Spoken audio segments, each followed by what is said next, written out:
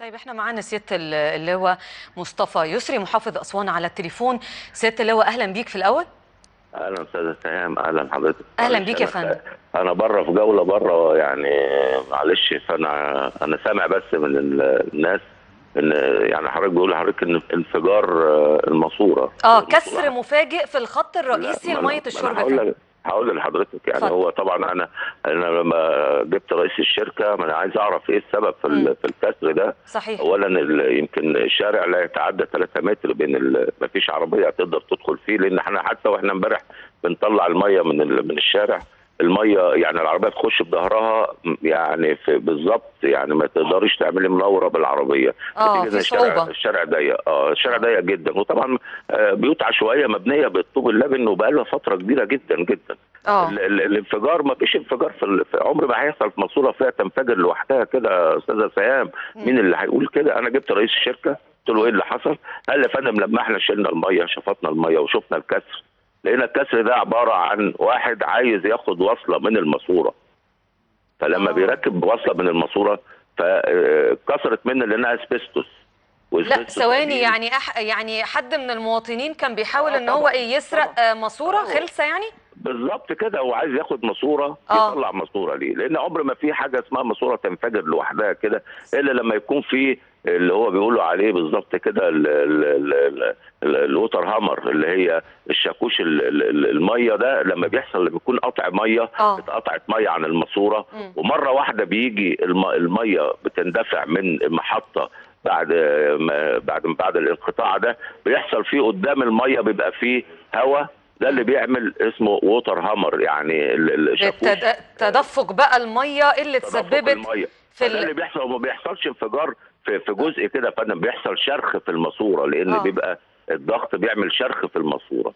فهو امبارح رئيس الشركه قال يا فندم ده كان واحد بيحاول ياخد ماسوره من الماسوره الرئيسيه، وهو كسرها. لما اتكسرت منه راح يقفلها، راح يقفل المحبس كسر معاه.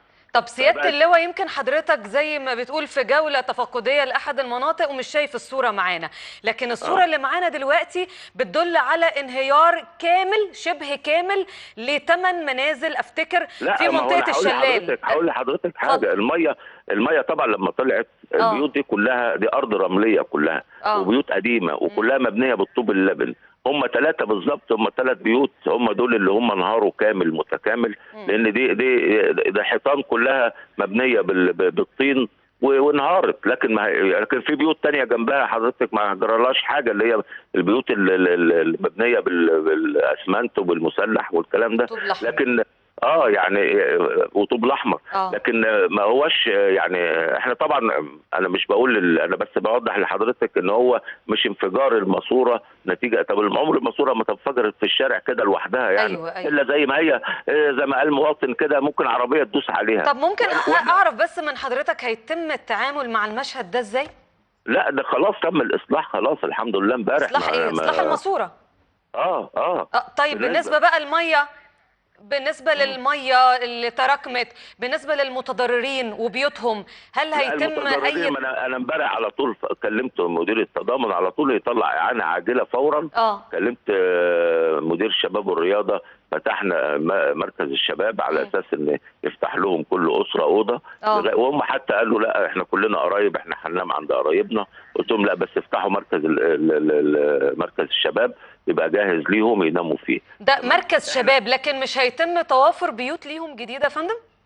لا، ما هو يعني هو ايه، انا ما عنديش مش ممكن المحافظه ان هي توفر لهم منازل؟ انا بسال بس.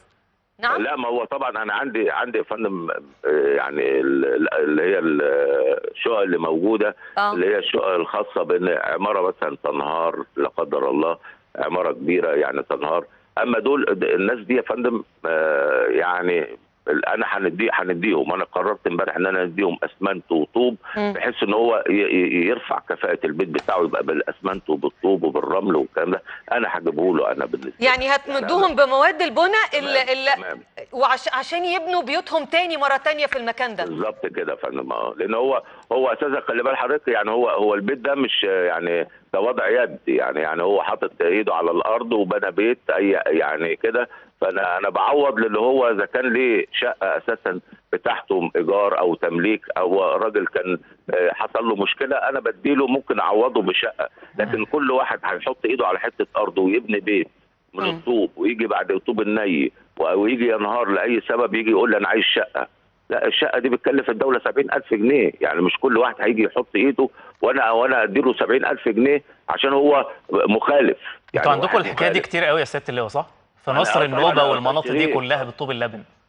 انا طبعا يعني كتير جدا، لان في طبعا تعديات كتيره في خلال الفتره من بعد ثوره 25 يناير كانت تعديات كتير. اما دي التعديات قديمه جدا جدا جدا. حتى البيت ما فيش بيت يا فندم ينهار كده بمجرد شويه ميه يخشوا فيه ينهار البيت. هي طبيعه المبنى ما هو طبيعه نفسه. البنى كمان. لا ما هو بالطوب اللبن ده معناها انه اي حاجه هتيجي ممكن مطر يجي يهد البيوت دي. بالظبط كده. طيب بس وحصل قبل كده في السيول بتاعه 2010 ان حصل بيوت انهارت برضه بسبب انها مبنيه بالطوب الني والناس متعدين. طب سياده اللواء، هل تم التوصل للشخص اللي حاول يسرق ماسوره ميه من الماسوره الرئيسيه ولا لا؟ طبعا هو طبعا مش هتقدر تجيبه، فانا هتجيبه فين بقى؟ وبعدين حتى الاهالي نفسهم مش هيقولوا. احنا قعدت بس هو اكيد واحد من اهل المنطقه ومستفيد من الحكايه دي، فهو مش هيبعد عن المنطقه والنطاق الجغرافي ده اكيد.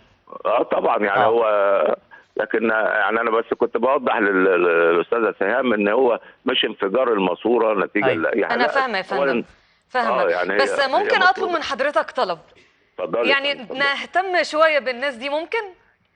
يعني لو في اي خدمه ممكن حضراتكم تساعدوا بيها يا ريت نوفرها لهم. يعني لا طبعا احنا مش هنقول ان هم متعدين ومخالفين، مش هنعمل لهم حاجه. لا دول اتضرروا بسبب مخالفه. يعني طبعا يعني هم حصل حاجه زي كده، مش هنيمهم في الشارع ولا اقول لهم ماليش دعوه ولا لا. انا قلت لهم لا، احنا نمدهم بالحاجه وهنساعدهم وكل حاجه، وهنطلع لهم اعانات برضو. انا هنطلع لجنه النهارده هتقدر التلفيات، مع ان في 3 بيوت انا فاضيين خالص يا استاذه سهام، ما فيهمش حد خالص من اللي انهاروا. يعني ما فيش ليه، في واحد قاعد في اوضه والكام اوضه الثانيه فاضيين خالص. هو ده كرم من ربنا برضه سياده المحافظ اكيد. الحمد لله طبعا يعني اقل الخسائر الحمد لله.